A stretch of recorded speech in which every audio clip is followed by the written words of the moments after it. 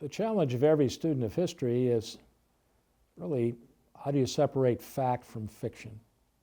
Fiction is all over the place and tends to form a part of a national lore. And in our national lore, one of the great sources of fiction is the childhood of George Washington. When I was a little boy, I learned that George Washington couldn't tell a lie. Well, I know enough about Washington now that he could stretch it now and then when it was necessary.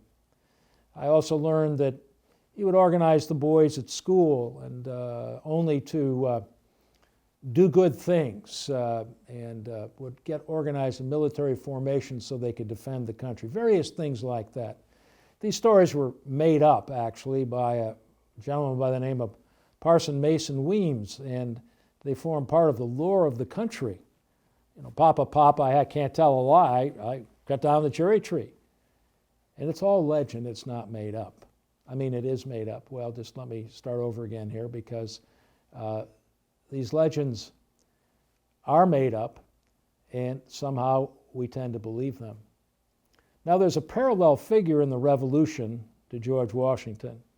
If Washington represents what we might describe as the virtuous side of the Revolution, the person who gave his all, short of life itself, to support the American cause, that would be George Washington, the model, the ideal citizen. And then on the other side of the equation, or the revolution as a morality play, we have another individual.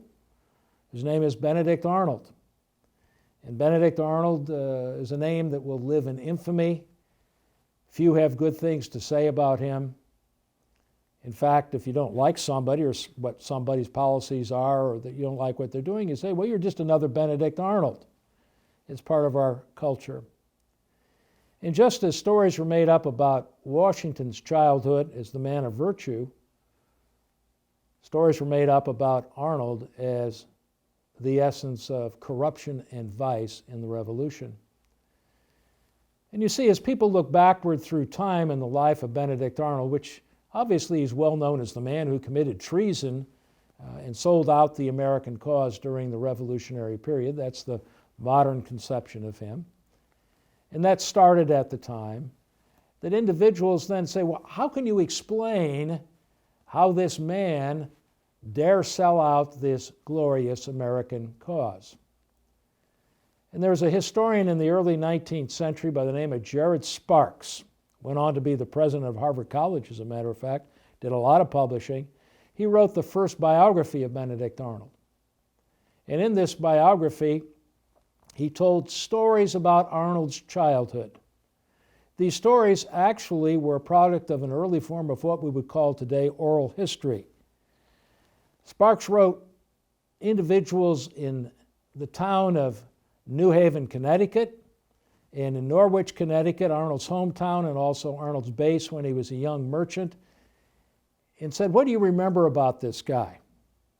Well, he got a lollapalooza of stories about young Benedict Arnold. There's no real evidence any of these stories are true, but even in modern biographies of Arnold, you can find them in various ways. Well, let me give you some examples. One of the stories about Arnold is this ruffian youth, nasty man, defiant of authority, was that as a little boy he liked destruction.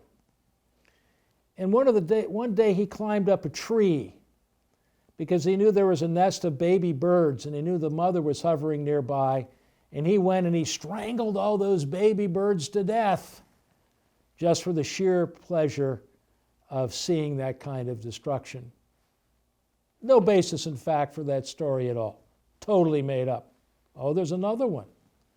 When Arnold was a young lad, and he would wait until the kids were walking to school in the morning, and he would go out and he'd break glass and he'd strew it all over the pathways so the little kids, apparently all barefooted, even though it was the middle of winter, I guess, would cut their feet up in the glass, and Arnold would cheer because he liked that sort of thing.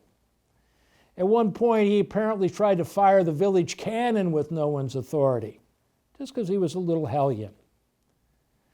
There's another story about him jumping up on a table during thunderstorms, and he'd shout and scream at the top of his lungs, like he was in league with Satan in some way. In fact, that's one of the stories about him, that he was a son of Satan because he tried to supposedly sell out the American cause.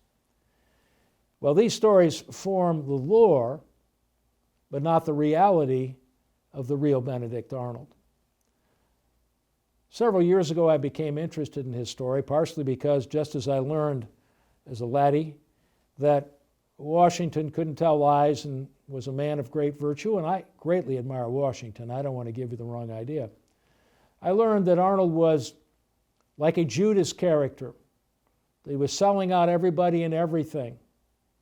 And I thought that was an interesting research topic because that's what I am. I'm a historian, and I believe all good research, all good history begins in the archives, actually going to the documents themselves.